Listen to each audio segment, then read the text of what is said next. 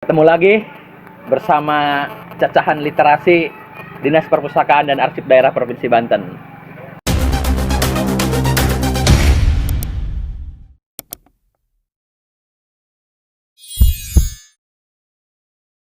Kali ini bersama Kang Atih Ardiansah, CEO Cendekiawan Kampung. Melambai dong ke kamera. Gimana sih sebenarnya antar sumber daya manusia dengan membaca itu tuh? Literasi untuk kesejahteraan, membaca untuk kesejahteraan. Di kampung-kampung banyak orang tua yang tidak mau menyekolahkan anaknya karena orang kaya di kampung justru nggak sekolah. Cenderungnya mereka mengarahkan anaknya untuk usaha gitu kali ya, atau meneruskan usaha-usaha yang sudah dibangun dan dirintis oleh orang tuanya. Di kampung-kampung yang sependek pengalaman saya, ada patron orang kampung yang kebanyakan, tidak semua, kebanyakan kurang, patron mereka itu bukan orang pintar. Patron mereka itu orang kaya. Meskipun orang kaya itu tidak sekolah. Lantas, jadi dosa paling besar orang yang sekolah, dosa besar orang terdidik adalah ketika dia gagal menjadi mapan. Gagal menjadi mapan dalam artian mapan secara materi atau secara keilmuan kan? Materi dan keilmuan. Materi dan keilmuan. Sekarang ya, di zaman sekarang. Karena di zaman dulu sumber-sumber ilmu itu juga menjadi sumber-sumber maisha, sumber-sumber uang bagi masyarakat. Kiai itu dulu merangkap sebagai saudagar. Jadi orang-orang pintar di kampung ya seyogianya harusnya dia orang yang mapan. Karena dia dengan cara itu salah satu cara agar orang mengerti, orang paham bahwa satu-satunya cara untuk mapan adalah dengan berilmu seperti orang itu. Kalau orang mapan jadi dominasi oleh orang-orang yang tidak bisa membaca, tidak bisa sekolah, maka itu juga yang akan diikuti trayektorinya karena sudah ada. Nah, berarti berat ya kalau ngomongin antara tadi membaca, kemudian literasi, menimbulkan kesejahteraan, walaupun tadi memang orang-orang berilmu harusnya gitu, mapan secara keilmuan dan finansial. Gitu. Karena dia tahu jalannya, dia tahu prakteknya, dia tahu ilmunya. Seharusnya ya, idealnya begitu. Tapi kemudian tidak juga kita bisa memaksa begitu. Gitu. Nah, akhirnya kita berbicara hal yang lebih tinggi daripada sekedar harus mapan. Yang harus kita perbaiki selanjutnya adalah soal paradigma, soal cara berpikir. Gitu. Cara berpikir. Kalau Ali bin Abi Thalib bilang harta bisa habis, tapi ilmu tidak akan habis, kan begitu. Nah, sebenarnya hal-hal seperti itu yang mestinya menjadi wacana arus utama. Nah, bicara dari kampung ini, karena kan Indonesia sendiri atau Banten sendiri ya lebih banyak perkampungan itu. Sementara ini misalnya, karena Kang Atih penggiat sosial apa namanya, cendekiawan kampung itu apa sih sebenarnya? Cendekiawan kampung itu sederhananya adalah orang-orang yang selama ini membangun kota itu dari orang kampung. Saya menulis di buku Banten dalam Ragam Perspektif yang diterbitkan oleh ICMI Banten. Saya mengkritik perilaku para cendekiawan. Bahwa salah satu dosa besar pertama orang terdidik adalah ketika dia tidak pulang ke kampungnya, tidak membangun kampungnya. Karena yang paling berhak atas orang cerdik pandai itu setelah dia sekolah adalah kampungnya, minimal kampungnya. Nggak apa-apa sih di kota kalau dia bisa kasih kontribusi ke kampungnya, minimal inspirasi gitu lah. Karena kebanyakan orang kampung yang ke kota kemudian disebut sukses itu ya tidak berada di kampung itu, di luar sana, jadi macam-macam.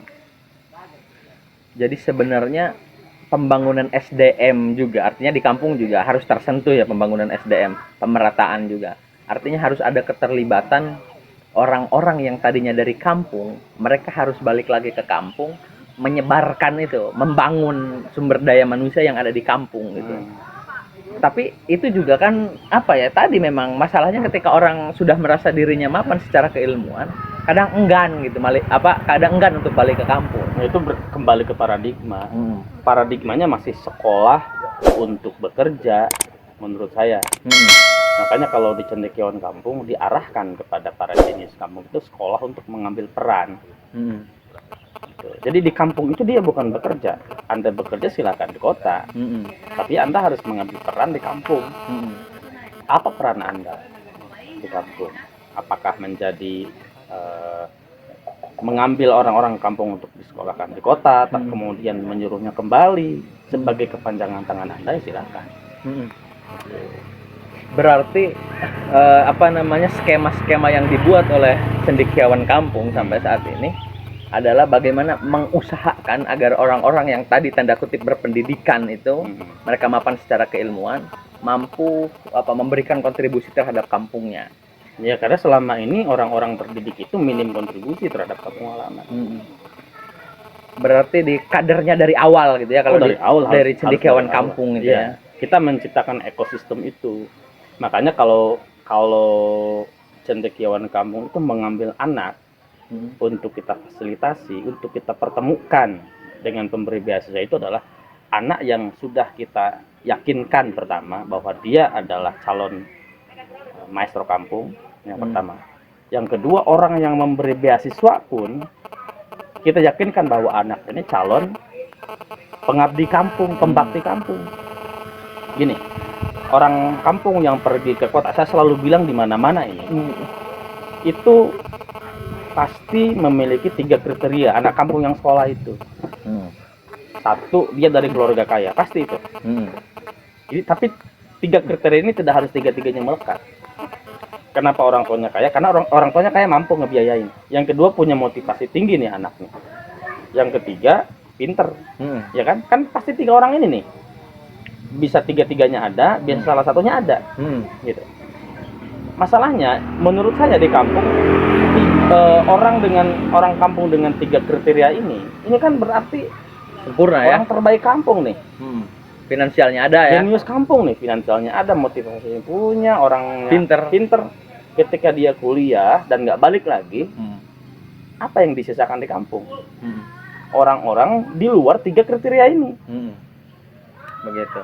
Jadi yang di kampung itu ya disisakan orang-orang yang maaf, ya di luar itu. Sorry nih, ini antonimnya miskin, tidak termotivasi, tidak pinter. Lalu kepada orang seperti ini mau kita serahin kampung kan enggak. Orang kampungnya selamanya akan ketinggalan. Maka jangan buahan baik kami lu lah. Lu ayo teruskan kuma.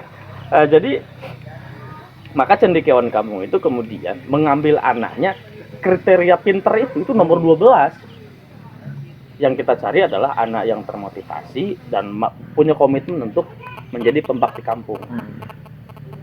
Nah, soal kemudian bagaimana menjaga komitmen dia, kita punya seperangkat tools, seperangkat alat yang ngebikin dia mau balik kampung. Makanya kita namai dia jenius kampung. Kita rancang komunitas alumni. Jadi nanti ada kepala pusat pengembangan jaringan alumni.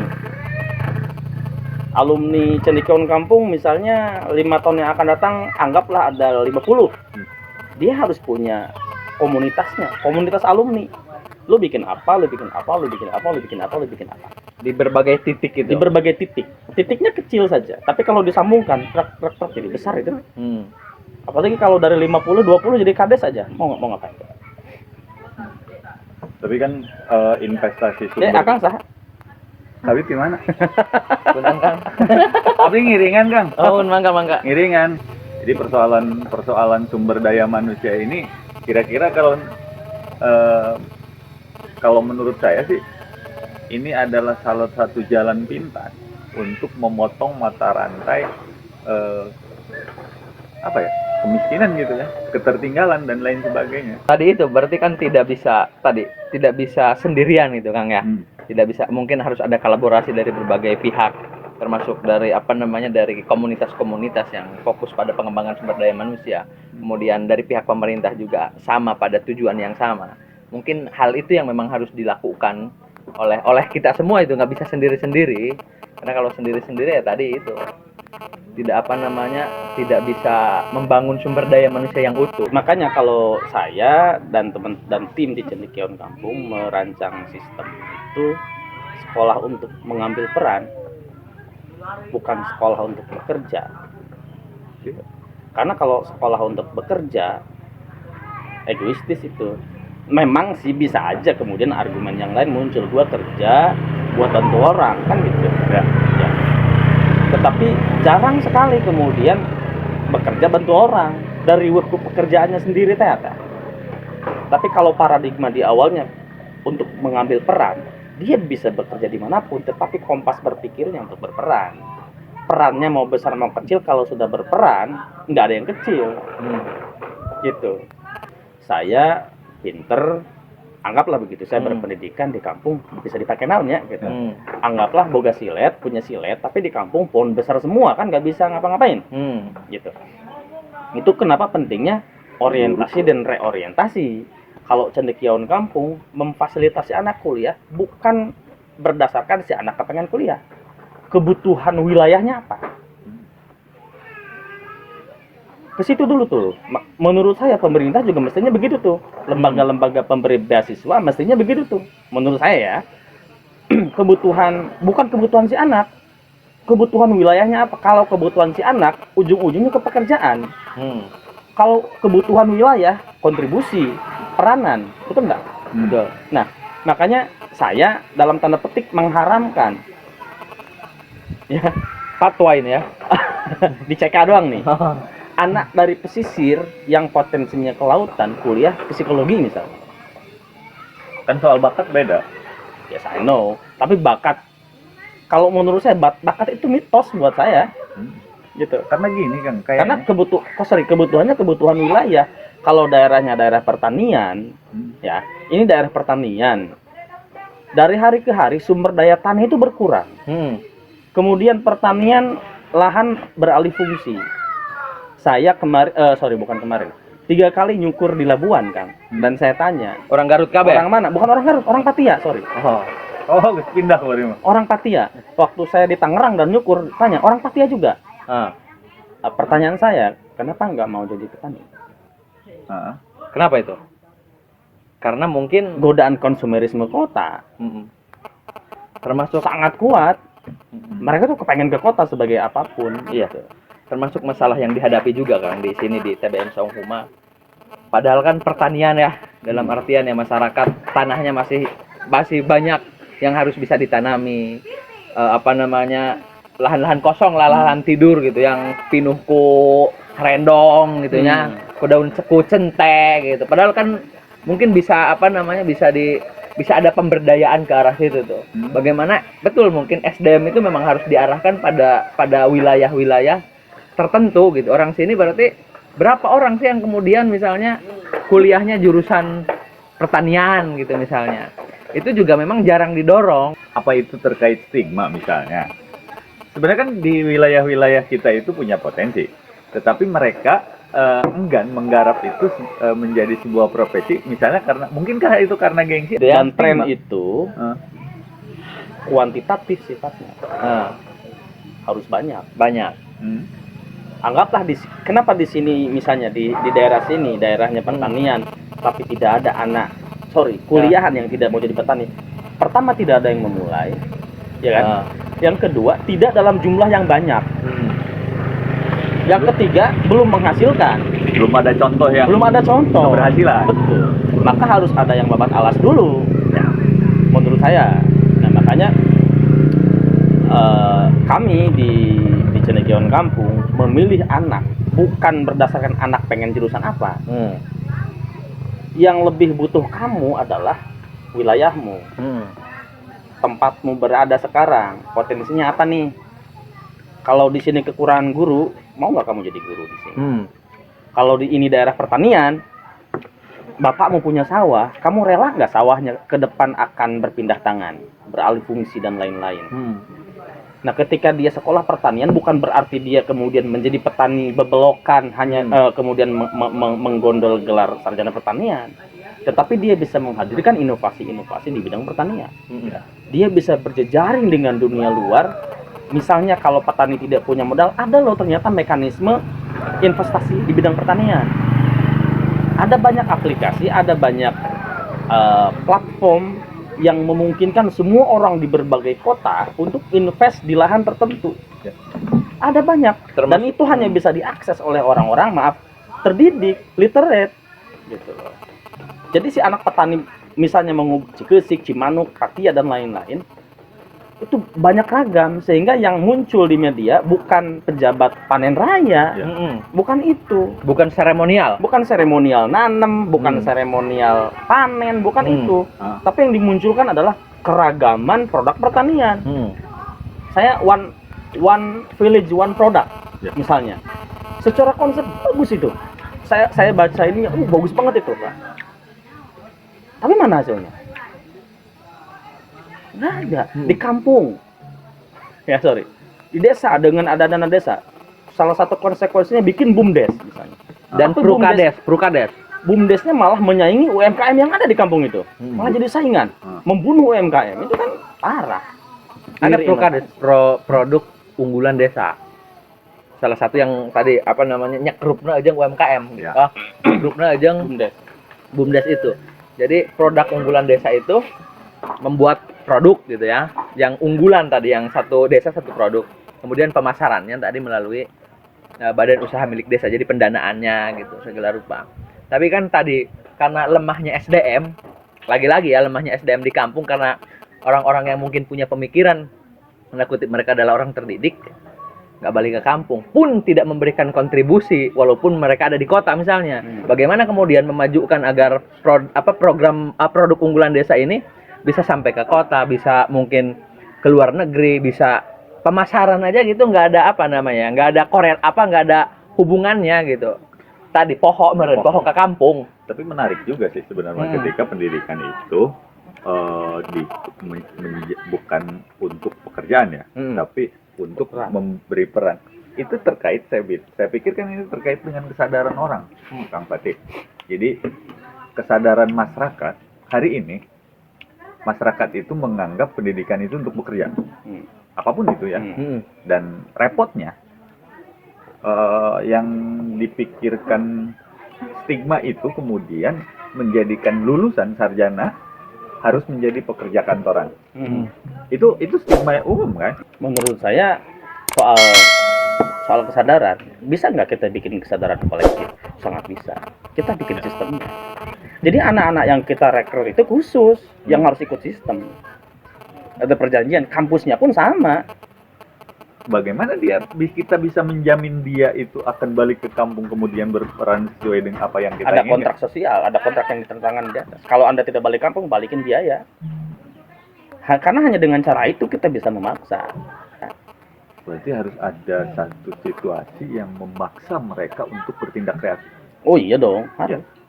Maksudnya, Berjejaring itu. Nah. Sekarang kan bukan eranya kompetisi, era kolaborasi nih itu tuh. Makanya Saung Huma ini hanya satu titik. Kalau Saung Huma hanya membesar-besarkan dirinya, dia cuma satu titik kok. Yang nggak besar-besar.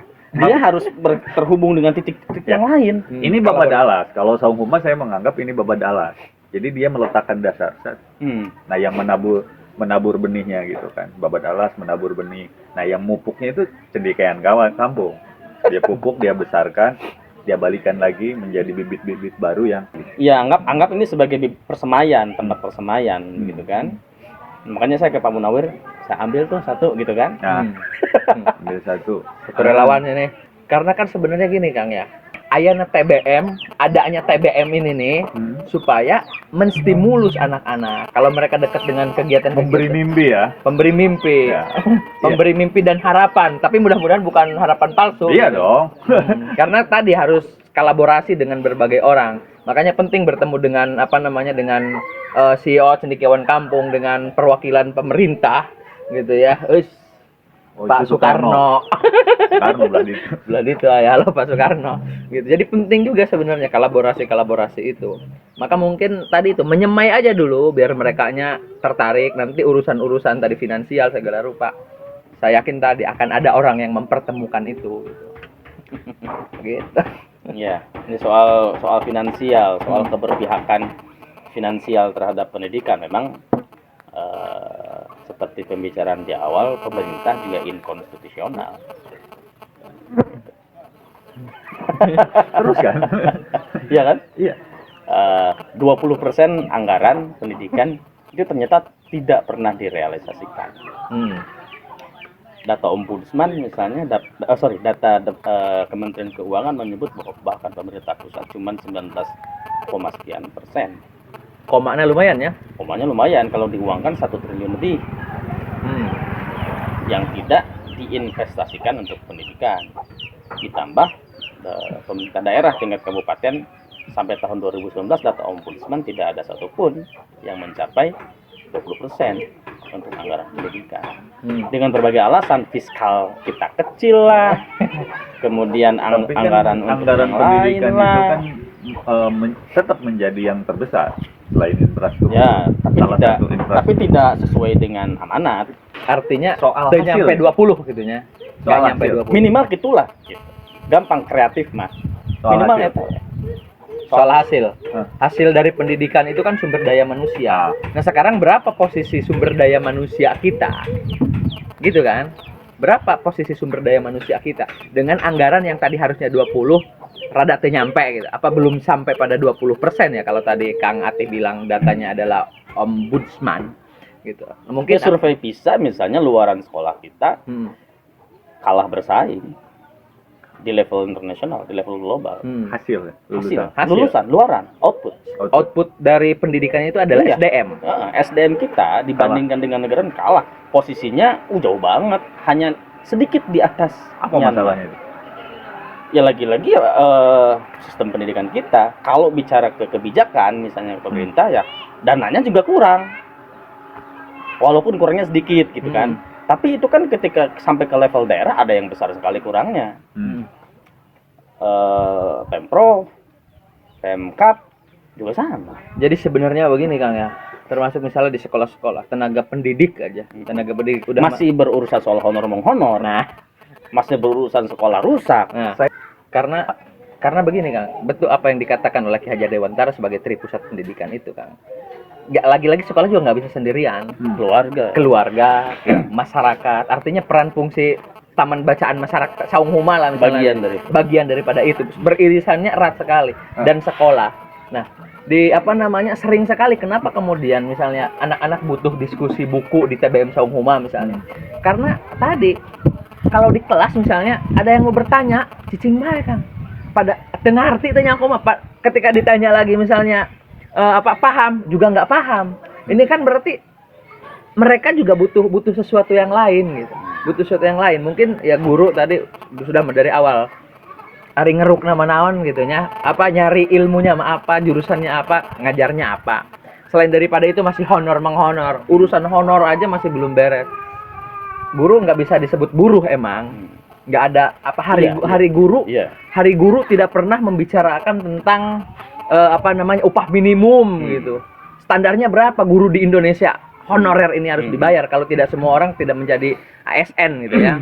Itu juga mungkin penting. Kalau buruh kan itu gunanya 20% harus dipenuhi.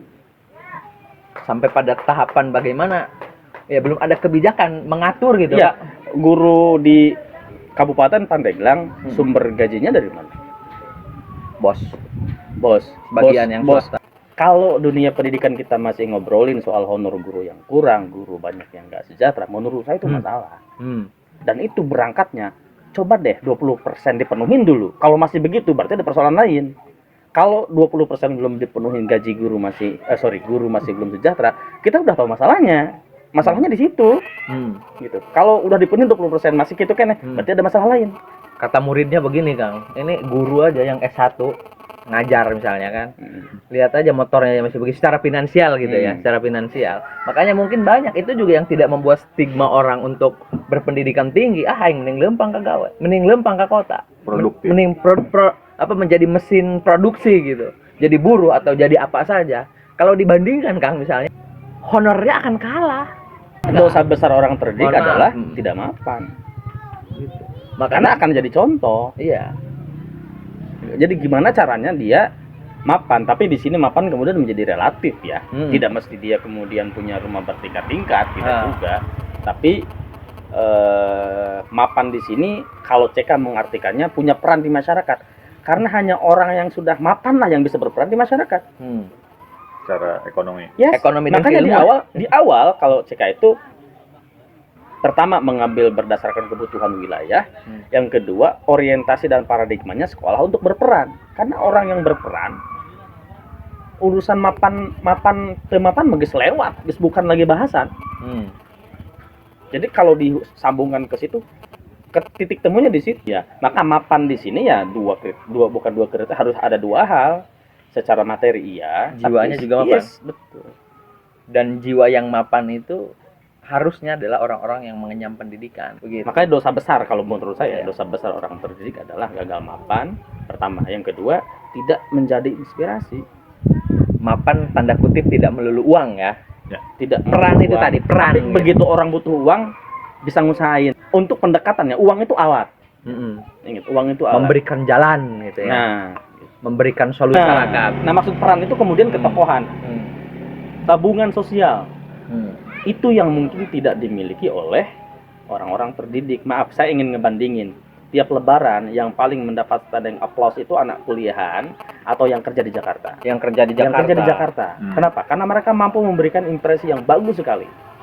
Mereka bisa membaur dengan masyarakat dibanding anak kuliahan. Anak kuliahan itu teralienasi. Rada isin, Kang. Satu isin, yang kedua milih-milih. Milih-milih teman Kalau- ngobrol juga. Enggak juga, mungkin mereka sedang berproses aja. Kalau yang sudah kerja di Jakarta memang sudah berada dalam realitas, sehingga dia tidak gagap ketika berhadapan dengan masyarakat. Sayangnya itulah kenapa si mahasiswa orang terdidik ini sejak dini harus sudah berhadapan dengan realitas. Itu yang disebut dengan Tidak peran. melulu teori-teori Tidak ya. teori. Dia harus sudah mengambil peran sejak awal. Gitu. Dia sudah mengecap asinnya Biar nggak keringat salah petani gitu loh. Ketika orang tadi pendidikan untuk berperan, dia sudah punya bayangan satu waktu dia mesti ngapain. Ya.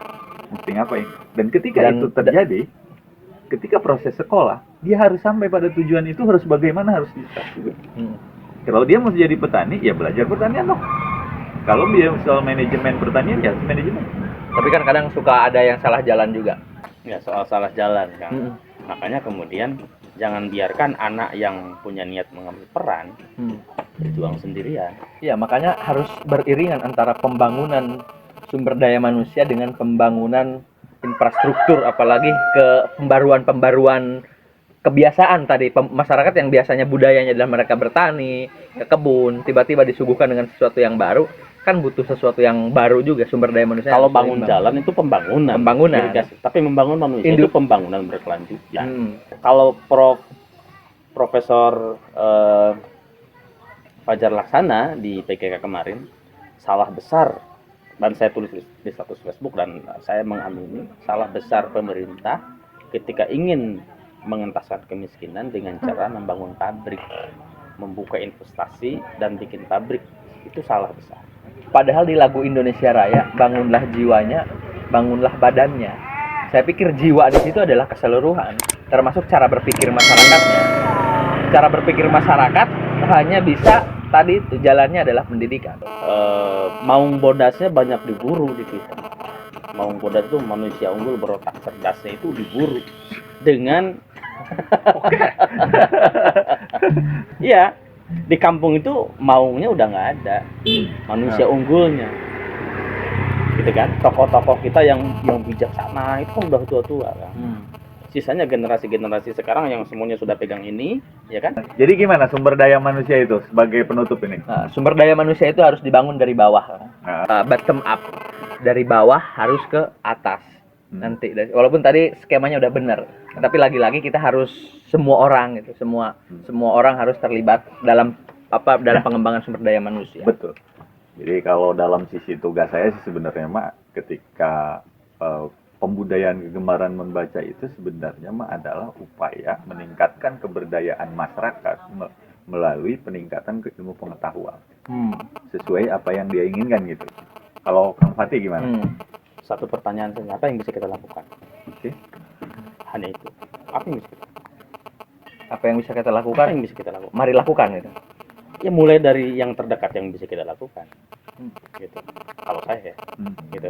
Nah, yang bisa saya lakukan adalah menyiapkan SDM kalau saya. Tentu saja dengan asesmen yang ketat. Pemilihan bibit unggul yang ketat, persemaian yang ketat, disekolahkan di sekolah yang tepat, menciptakan ekosistem yang memungkinkan dia balik di waktu yang tepat. Semua harus serba tepat. Ya harus rencana Dan cepat nggak? gitu. Cepat itu relatif. Tapi kalau tepat itu tepat, nggak bisa relatif kalau tepat. Karena ada anak balik ke kampung misalnya ya. Saya lulus S1 balik ke kampung, ngajajal cerita dulu. Bingung. Jurusan manajemen komunikasi. Tapi pada akhirnya saya sadar setelah sekarang ya. Yang ketika saya balik dan saya bingung itu bukan soal saya milih jurusan, bukan. Bukan. Apa itu? Saya nggak bingung saya mau ngambil peran sebagai apa. Ketika balik. Itu doang ternyata salahnya. Gitu. Tapi tidak salah jalan ya. Insya Allah nggak. Gitu. Itu aja sih. Makanya coba anak-anak kuliah balik ke rumah. Mereka kan cuman bingung, kebingungan mereka tuh bukan soal mereka. Iya itu. Mau ngapain itu karena mereka nggak tahu peran mereka sebagai apa. Atau mereka tidak mempersiapkan untuk berperan. Nah, itu. Makanya kita siapin dari sekarang, kita bantu. Kita bikin ekosistem. Memelihara kesadaran mereka bahwa satu hari mereka akan mengambil peran. Memelihara kewarasan mereka sebagai manusia. Yes. Begitu. Yes, bahasa Inggris ya. Dan kemudian menyadarkan lingkungannya, termasuk membuat generasi baru yang kemudian sadar. Kalau saya secara sederhana begini, saya punya anak. Oh ya, saya juga sama. Saya juga punya anak. Saya juga punya, Dan Pak. kita Emang Bapak doa kita harus menyiapkan calon pemimpin anak kita. Agar hidupnya baik, sejahtera, terarah dan lain-lain. Menurut saya itu cara terbaik menolong anak kita, generasi kita adalah dengan menyiapkan generasi di atasnya untuk jadi lebih baik. Cek bahasa agama mah, kamu berbuat baik ke orang, itu sebenarnya kamu tidak sedang berbuat baik ke orang, kamu sedang berbuat baik kepada dirimu sendiri. Terima kasih yang sudah mentengin channelnya Dinas Perpustakaan dan Kearsipan Provinsi Banten. Cacahan literasi kita diakhiri Tanpa kesimpulan. Simpulan sendiri aja. Simpulin sendiri aja. Oke, jangan lupa subscribe. Nggak usah Ya, tonton aja. Kalau suka subscribe. Kalau ada manfaatnya silahkan ambil, kalau tidak ada silahkan maafkan dan renungkan kembali. Kalau kritik aja. Kritik aja. Oke. Terima kasih. Melaporkan dari TBM Saung Huma. Membaca kata, membaca Baca dunia. Terima kasih.